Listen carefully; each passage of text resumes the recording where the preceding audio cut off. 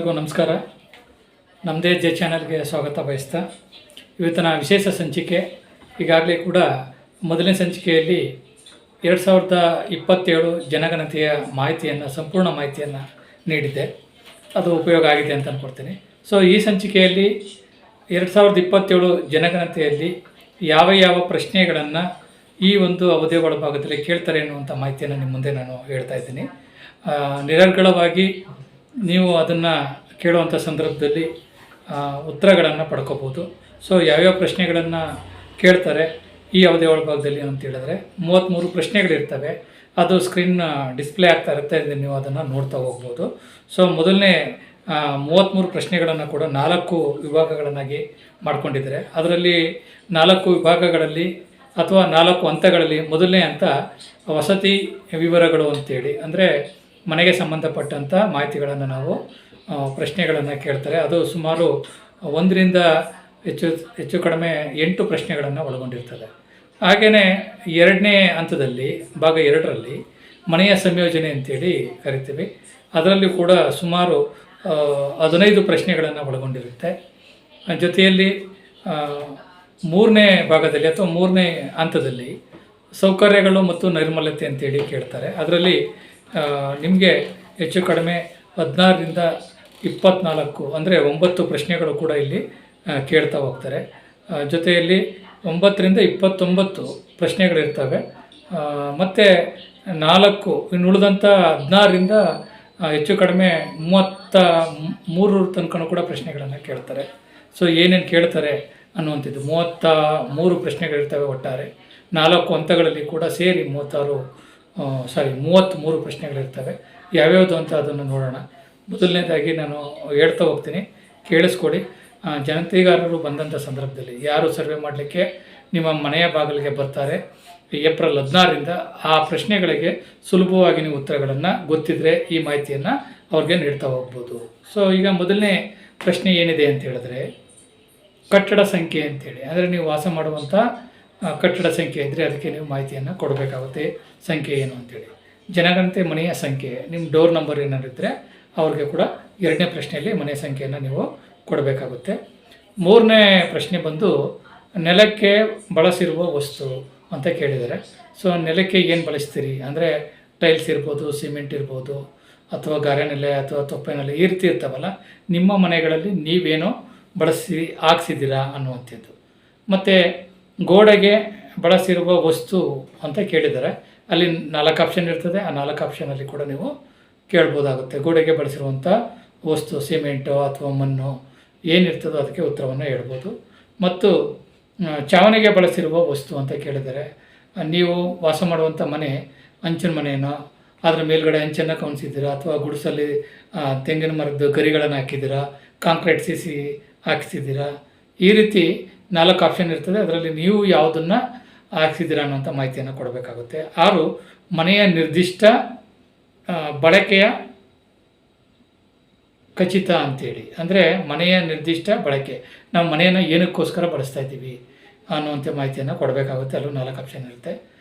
ಜನಗಣತಿಯ ಮನೆಯ ಸ್ಥಿತಿ, ನಿಮ್ಮ ಮನೇಲಿ ಎಷ್ಟು ಜನ ಇದ್ದೀರಾ ಅನ್ನುವಂಥ ಮಾಹಿತಿಯನ್ನು ಕೂಡ ನಾವು ಕೊಡಬೇಕಾಗುತ್ತೆ. ಮತ್ತು ಮನೆಯ ಸಂಖ್ಯೆ, ನಿಮ್ಮ ಹತ್ರ ಎಷ್ಟು ಮನೆಗಳಿದೆ ಅನ್ನುವಂಥದ್ದು ಕೂಡ ನೀವು ಇಲ್ಲಿ ಕೊಡಬೇಕಾಗುತ್ತೆ. ಸೊ ಇದು ಭಾಗ 1 ಅಥವಾ ಹಂತ 1 ಅನ್ನುವಂಥದ್ರಲ್ಲಿ ವಸತಿಗೆ ಸಂಬಂಧಪಟ್ಟಂಥ ವಿಷಯಗಳಾಗಿರ್ತವೆ, ಪ್ರಶ್ನೆಗಳಾಗಿರ್ತವೆ. ಇನ್ನು ಮನೆಯ ಸಂಯೋಜನೆ ಅಂದರೆ ಮನೆಯ ಒಳಭಾಗದಲ್ಲಿ ಯಾವ ರೀತಿ ಕೋರ್ಡಿನೇಷನ್ ಇರ್ತದೆ, ಪಾರ್ಟ್ ಹೇಗಿರ್ತವೆ ಅನ್ನುವಂಥದ್ದಕ್ಕೆ ಈ ಭಾಗದಲ್ಲಿ 9ನೇ ಪ್ರಶ್ನೆಯಿಂದ ಪ್ರಾರಂಭಿಸ್ತಾರೆ. ಸೊ ಇದರಲ್ಲಿ ಮೊದಲನೇದೇನು ಅಂತ ಹೇಳಿದ್ರೆ ಮನೆಯಲ್ಲಿ ವಾಸಿಸುವ ಒಟ್ಟು ವ್ಯಕ್ತಿಗಳ ಸಂಖ್ಯೆ ಅಂತ ಕೇಳ್ತಾರೆ. ನಿಮ್ಮ ಮನೇಲಿ ಎಷ್ಟು ಜನ ಇದ್ದೀರಾ ಅಂತ ಕೇಳ್ತಾರೆ 9ನೇ ಪ್ರಶ್ನೆಯಲ್ಲಿ. 10ನೇ ಪ್ರಶ್ನೆ ಬಂದು ಮನೆಯ ಮುಖ್ಯಸ್ಥರ ಹೆಸರು. ನಿಮ್ಮ ಮನೇಲಿ ಯಾರು ಹಿರಿಯರು ಇರ್ತಾರೆ, ಯಜಮಾನರು ಇರ್ತಾರೆ, ಅವ್ರ ಹೆಸರನ್ನು ನೀವು ನೋಂದಾಯಿಸಬೇಕಾಗುತ್ತೆ. ಮನೆಯ ಮುಖ್ಯಸ್ಥರ ಲಿಂಗ, ಅಂದರೆ ಅವರು ಫೀಮೇಲು ಅಥವಾ ಮೇಲು ಅಂತ, ಗಂಡಸು ಅಥವಾ ಹೆಂಗಸು ಯಾರು ಮನೆಯ ಯಜಮಾನರು ಅನ್ನೋಂಥ ಹೆಸರನ್ನು ಕೂಡ ಕೊಡಬೇಕಾಗುತ್ತೆ. ಮತ್ತು ಇಲ್ಲಿ ಪ್ರಮುಖವಾಗಿರುವಂಥದ್ದು ಮತ್ತೊಂದು SC ST ಇತರರಿಗೆ ಸೇರಿದ್ದೀರಾ. ಇಲ್ಲಿ ಕಾಮನ ಕೇಳಿದರೆ ಇವತ್ತು ಗೊಂದಲ ಬೇಡ. ಕೆಲವೊಂದು ಒಳ ಮೀಸಲಾತಿ ಅಂತ ಈಗ ಕರ್ನಾಟಕದಲ್ಲಿ ಭಾಳಷ್ಟು ಗದ್ದಲ ಆಗಿದೆ. ಇಲ್ಲಿ ಕೇಳಿರುವಂಥದ್ದು ಇಷ್ಟೇ, ನೀವು SCನ ಅಥವಾ STನ ಅಥವಾ ಇತರ ಯಾವುದು ಅಂತೇಳಿ ಕೇಳಿದ್ದಾರೆ. ನೀವು SC ಆಗಿದ್ದರೆ ಯಾವುದೇ ರೀತಿಯಾದಂಥ ಒಳಮೆಸಿ ಇದಕ್ಕೆ ಕೇಳಿಲ್ಲ. SC ಅಂತಲೇ ಬರೆಸಿ. ಎಷ್ಟೇ ಆಗಿದ್ದರೆ ST ಅಂತಲೇ ಕೂಡ ನೀವು ಇಲ್ಲಿ ಬರೆಸ್ಬೋದು. ಯಾವುದೇ ರೀತಿಯಾದಂಥ ಗೊಂದಲ ಇಲ್ಲ.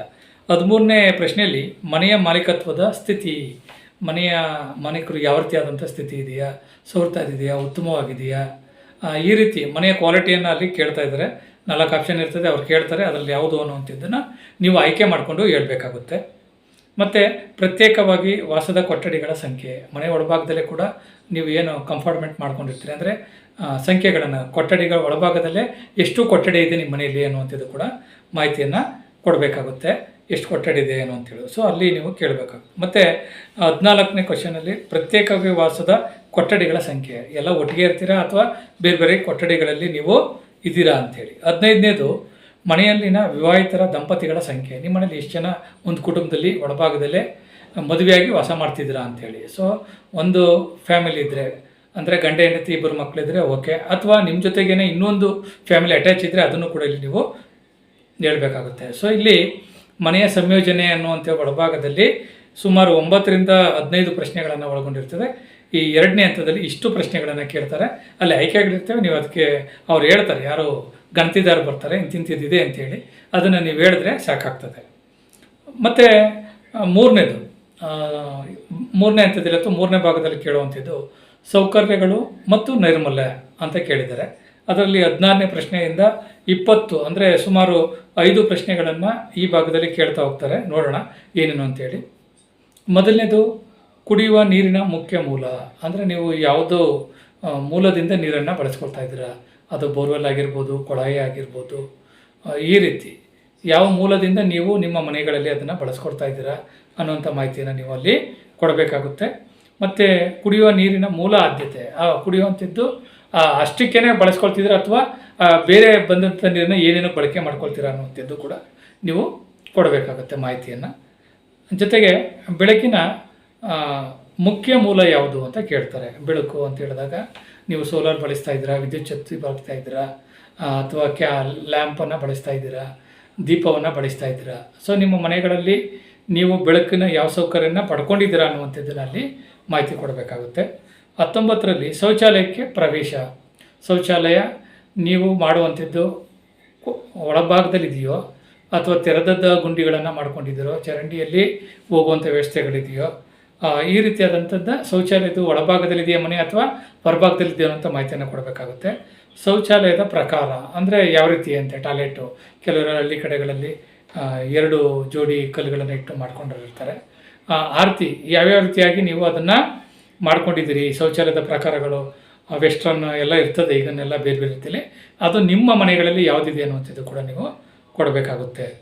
ಜೊತೆಗೆ ತ್ಯಾಜ್ಯ ನೀರು ಹೊರಭಾಗಕ್ಕೆ ಹೋಗಲಿಕ್ಕೆ ಯಾವ ರೀತಿಯಾದಂಥ ಅನುಕೂಲ ಮಾಡ್ಕೊಂಡಿದ್ದೀರಾ, UGD ಬಳಸ್ತಾ ಇದ್ದೀರಾ ಅಥವಾ ಚರಂಡಿಗೆ ನೀರನ್ನು ಬಿಡ್ತಾ ಇದ್ದೀರಾ ಅಥವಾ ಬೇರೆ ಮೂಲಕ್ಕೆ ಹಾಗೇನೆ ಏನು ಇಲ್ಲದೇ ಮನೆ ಹೊರಭಾಗಕ್ಕೆ ಬಿಡ್ತಾ ಇದ್ದೀರಾ ಅನ್ನುವಂಥ ಮಾಹಿತಿಯನ್ನು ನೀವು 21ರಲ್ಲಿ ಕೊಡಬೇಕಾಗುತ್ತೆ.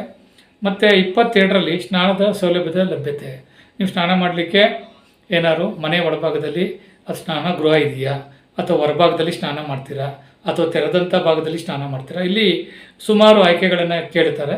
ಅದರಲ್ಲಿ ನಿಮ್ಮ ಮನೆಗಳಲ್ಲಿ ಯಾವ ರೀತಿ ಆಗಿರುತ್ತದೆ, ಕೆಲವರೆಲ್ಲ ಮನೆ ಒಳಭಾಗದಲ್ಲೇ ಸ್ನಾನ ಗೃಹವನ್ನು ಮಾಡ್ಕೊಂಡಿರ್ತಾರೆ ಅಥವಾ ಹೊರಭಾಗದಲ್ಲೂ ಕೂಡ ಸ್ನಾನ ಗೃಹವನ್ನು ಮಾಡ್ಕೊಂಡಿರ್ತಾರೆ. ಯಾವ ಟೈಪ್ ಅನ್ನುವಂಥದ್ದು ಕೂಡ ನೀವು ಅಲ್ಲಿ ಕೊಡಬೇಕಾಗುತ್ತೆ. ಜೊತೆಗೆ ಸ್ನೇಹಿತರೆ, ಅಡುಗೆ ಮನೆ LPGಗೆ ಸಂಪರ್ಕ ಹೊಂದಿದೆಯಾ, PNG ಮತ್ತು LPG ನಿಮ್ಮ ಮನೇಲಿ ಅದೇನಾದ್ರು ತಗೊಂಡಿದ್ದೀರಾ, LPG ಗ್ಯಾಸ್ ಬಳಸ್ತಾ ಇದ್ದೀರಾ ಅನ್ನುವಂಥದ್ದು. ಅಡುಗೆಗೆ ಬಳಸುವ ಮುಖ್ಯ ಇಂಧನ ಯಾವುದು, ನೀವು ಇಲ್ಲಿ ಗಮನಿಸಬೇಕಾಗಿರೋಂಥದ್ದು, ಇಲ್ಲಿ LPGನೇ ಬಳಸ್ತೀರಾ ಅಥವಾ ಸೀಮೆನೇ ಬಳಸ್ತೀರಾ, ಸೌದೆ ಬಳಸ್ತೀರಾ, ಎಲೆಕ್ಟ್ರಿಕಲ್ ಸ್ಟವ್ ಬಳಸ್ತೀರಾ, ಸೀಮೆಯನ್ನೇ ಸ್ಟವ್ ಬಳಸ್ತೀರಾ, ಸೌದೆ ಅಥವಾ ನೀವು ಸಗಣಿ, ಈ ರೀತಿದು ಹೆಚ್ಚು ಬೆಣ್ಣೆ, ಈ ರೀತಿ ಭಾಳಷ್ಟಿದೆ. ನಿಮ್ಮ ಮನೆಗಳಲ್ಲಿ ಯಾವುದನ್ನು ಅಡುಗೆಗೆ ಬಳಸ್ಕೊಳ್ತೀರಾ ಅನ್ನುವಂಥ ಪ್ರಶ್ನೆಯನ್ನು 24ರಲ್ಲಿ ಕೇಳಿದ್ದಾರೆ. ಜೊತೆಯಲ್ಲಿ ಕೂಡ 25ರಲ್ಲಿ ಮತ್ತೊಂದು ಕೇಳಿರುವಂಥದ್ದು ಸ್ವತ್ತುಗಳು ಮತ್ತು ಸಂಪರ್ಕಗಳು ಅಂತೇಳಿ. ಇದು 4ನೇ ಹಂತ ಭಾಗ, ಇದು ಕೊನೆಯಂಥದ್ದು ಸ್ವತ್ತುಗಳು ಮತ್ತು ಸಂಪರ್ಕಗಳು ಅಂತೇಳಿ. ಸೊ ಇದರಲ್ಲಿ ನಿಮ್ಮ ಹತ್ರ ಏನೇನು ಅಸೆಟ್ಸ್ ಇದೆ ಅಥವಾ ಬೇರೆ ಬೇರೆ ಏನೇನಿದೆ ಅನ್ನುವಂಥ ಮಾಹಿತಿಯನ್ನು ಇಲ್ಲಿ ನಾವು ಕೊಡಬೇಕಾಗುತ್ತೆ ಈ 4ನೇ ಹಂತದಲ್ಲಿ. ಇಲ್ಲಿ ಮುಖ್ಯವಾಗಿ ಗಮನಿಸಬೇಕಾಗಿರುವಂಥದ್ದು ಮೊದಲನೇದು 25ನೇದರಲ್ಲಿ ನಿಮ್ಮ ಹತ್ರ ರೇಡಿಯೋ ಇದೆಯೋ, ರೇಡಿಯೋ ಹಳೆಯ ಕಾಲದ್ದು ಏನಾದರೂ ರೇಡಿಯೋ ಇದೆಯಾ, ಮತ್ತು ದೂರದರ್ಶನ ಇದೆಯಾ, ಹಾಗೆಯೇ ಇಂಟರ್ನೆಟ್ ಪ್ರವೇಶಗಳು ಏನಾರು ಇದೆಯಾ, ಇಂಟರ್ನೆಟ್ ಬಳಸ್ತಾ ಇದ್ದೀರಾ, ಲ್ಯಾಪ್ಟಾಪ್ ಏನಾದ್ರು ಮನೆಗಳಲ್ಲಿ ಅಥವಾ ಕಂಪ್ಯೂಟರ್ಗಳನ್ನು ಇಟ್ಕೊಂಡಿದ್ದೀರಾ, ಅಥವಾ ದೂರವಾಣಿ ಸಂಖ್ಯೆ ಸ್ಥಿರವಾಗಿರುವಂಥದ್ದು ಲ್ಯಾಂಡ್ಲೈನ್ ಇಟ್ಕೊಂಡಿದ್ದೀರಾ, ಮೊಬೈಲನ್ನು ಸ್ಮಾರ್ಟ್ಫೋನ್ಗಳನ್ನು ಇಟ್ಕೊಂಡಿದ್ದೀರಾ, ಈ ಮಾಹಿತಿಯನ್ನು ಕೂಡ ನೀವು ಕೊಡಬೇಕಾಗುತ್ತೆ. ಇದು ಸುಮಾರು 25ರಿಂದ 29ಕ್ಕೆ 4ನೇ ಹಂತದಲ್ಲಿ, ಭಾಗಶಃ 4ನೇ ಹಂತದಲ್ಲಿ ಇದನ್ನು ಕೇಳ್ತಾ ಹೋಗ್ತಾರೆ. ಹಾಗೆಯೇ ಕೂಡ ನಿಮ್ಮ ಮನೆಗಳಲ್ಲಿ ಬೈಸ್ಕಲ್ ಇದೆಯಾ, ಬೈಸ್ಕಲ್ ಇದ್ದರೆ ಬೈಸ್ಕಲ್ ಇದೆ ಅಂತೇಳಿ, ಸ್ಕೂಟರ್, ಬೈಸ್ಕಲ್, ಮೋಟ್ರ್ ಸೈಕಲ್, ಪೀಪ್ಯಾಡ್ ಯಾವುದಾದ್ರು ವೆಹಿಕಲ್ಸ್ಗಳಿದ್ದರೆ ಟೂ ವೀಲರು, ಅದರ ಮಾಹಿತಿಯನ್ನು ಕೊಡಬೇಕಾಗುತ್ತೆ. 30ರಲ್ಲಿ 31ರಲ್ಲಿ ಕಾರು, ಜೀಪು, ವ್ಯಾನು ನಿಮ್ಮ ಮನೆಯಲ್ಲಿ ಏನಾದ್ರು ಬಳಸ್ತಾ ಇದ್ದರೆ ನಿಮ್ಮ ಹತ್ರ ಇದೆಯಾ. ಹಾಗೆಯೇ ಮನೆಯಲ್ಲಿ ಮತ್ತೊಂದು ಪ್ರಶ್ನೆ, ಮನೆಯಲ್ಲಿ ಸೇವಿಸಿರೋ ಪ್ರಮುಖ ಧಾನ್ಯ ಅಂದರೆ ನಿಮ್ಮ ಮನೆಗಳಲ್ಲಿ ಬಳಕೆಗೆ ಪ್ರತಿನಿತ್ಯ ಪ್ರಮುಖವಾಗಿರುವಂಥ ಆಹಾರ ಯಾವುದು ಅಂತ. ಅಕ್ಕಿ ಧಾನ್ಯಗಳು, ಜೋಳ, ಬೇಳೆ ಯಾವುದಿದೆಯೋ ನೀವು ಪ್ರತಿನಿತ್ಯ ಬಳಸುವಂಥದ್ದು, ರಾಗಿ ಯಾವುದಿದೆಯೋ, ಏನು ಬಳಸ್ತೀರಿ ನೀವು ತಿನ್ನಲಿಕ್ಕೋಸ್ಕರ, ಏನು ಪ್ರತಿದಿನ ಬಳಸ್ತೀರೋ ಆ ಮಾಹಿತಿಯನ್ನು ಕೂಡ ನೀವು ಇಲ್ಲಿ 32ರಲ್ಲಿ ಕೊಡಬೇಕಾಗುತ್ತೆ. ಸೊ ಕೊನೆಯ ಭಾಗದಲ್ಲಿ 33ರಲ್ಲಿ ಮೊಬೈಲ್ ಸಂಖ್ಯೆಯನ್ನು ನೀವು ಜನಗಣತಿ ಸಂವಹನಕ್ಕಾಗಿ ಕೊಡಬೇಕಾಗುತ್ತೆ. ಸೊ ಅವ್ರಿಗೆ ನೀವು ಯಾವುದನ್ನು ಮೊಬೈಲನ್ನು ಬಳಸ್ತಾ ಇರ್ತಿದ್ರಿ, OTP ಬರುವಂಥದ್ದು, ಈ ರೀತಿಗೆ ಸಂಬಂಧಪಟ್ಟ ಚಾಲ್ತಿಯಲ್ಲಿರುವಂಥ ಮೊಬೈಲ್ ಸಂಖ್ಯೆಯನ್ನು ಕೂಡ ಕೊಡಬೇಕಾಗುತ್ತೆ. ಇದಿಷ್ಟು ಕೂಡ ನಿಮ್ಮ 27ರ ಮೊದಲನೇ ಅವಧಿಯ ಜನಗಣತಿಯಲ್ಲಿ ಕೇಳುವಂಥ ಪ್ರಶ್ನೆಗಳಾಗಿರ್ತವೆ, ನಿಖರವಾಗಿ ಆಗಿರ್ತವೆ. ಈ ಪ್ರಶ್ನೆಗಳು ನಿಮಗೆ ಗೊತ್ತಿದ್ದರೆ ಸುಲಭವಾಗಿ ಕೂಡ ನೀವು ಯಾರು ಬರ್ತಾರೆ ಸಮೀಕ್ಷೆದಾರರು ಅಥವಾ ಜಂತಿಗಾರರು ಅವ್ರಿಗೆ ಉತ್ತರಗಳನ್ನು ಹೇಳ್ಬೋದು. ಪ್ರತಿಯೊಂದು ಪ್ರಶ್ನೆಗೂ ಕೂಡ 4 ಉತ್ತರಗಳಿರ್ತವೆ, ಅವರೇ ಹೇಳ್ತಾರೆ. ನೀವು ಯಾವುದು ಅನ್ನುವಂಥದ್ದನ್ನು ಆಯ್ಕೆ ಮಾಡಿಕೊಂಡು ಅವ್ರಿಗೆ ಉತ್ತರ ಹೇಳ್ತು ಅಂತಂದರೆ ಸುಲಭವಾಗಿ ಕೂಡ ನಿಮ್ಮ ಜನಗಣತಿಗೆ ಸಹಕಾರ ಕೊಟ್ಟಂಗೆ ಆಗ್ತದೆ ಅನ್ನುವಂಥ ಉದ್ದೇಶದಿಂದ ಈ ವಿಡಿಯೋವನ್ನು ಮಾಡ್ತಾಯಿದ್ದೀನಿ. ಮತ್ತು ಏನಾದರೂ ಕೂಡ ಮುಂದಿನ ದಿನಗಳಲ್ಲಿ ಬದಲಾವಣೆಗಳನ್ನಿದ್ದರೆ ನಾನು ತಿಳಿಸ್ಕೊಡ್ತಾ ಇದ್ದೀನಿ. ಖಂಡಿತವಾಗಿಯೂ ಕೂಡ ಈ ಪ್ರಶ್ನೆಗಳು ನಿಮಗೆ ಅರ್ಥವಾಗಿದೆ ಅಂತ ತಿಳ್ಕೊಳ್ತಾ, ಏನಾದರೂ ನಿಮಗೆ ಇಷ್ಟವಾಗಿದ್ದರೆ ಖಂಡಿತವಾಗಿ ಇದನ್ನು ಸಬ್ಸ್ಕ್ರೈಬ್ ಮಾಡಿ ನಮ್ಮ ಚಾನಲ್ನ. ಇದನ್ನು ಹಾಗೆ ಮತ್ತೊಬ್ಬರು ನಿಮ್ಮ ಸ್ನೇಹಿತರಿಗೂ ಕೂಡ ಫಾರ್ಮ್ ಮಾಡಿ. ಎಲ್ಲರಿಗೂ ಕೂಡ ನಮಸ್ಕಾರ. Thank you.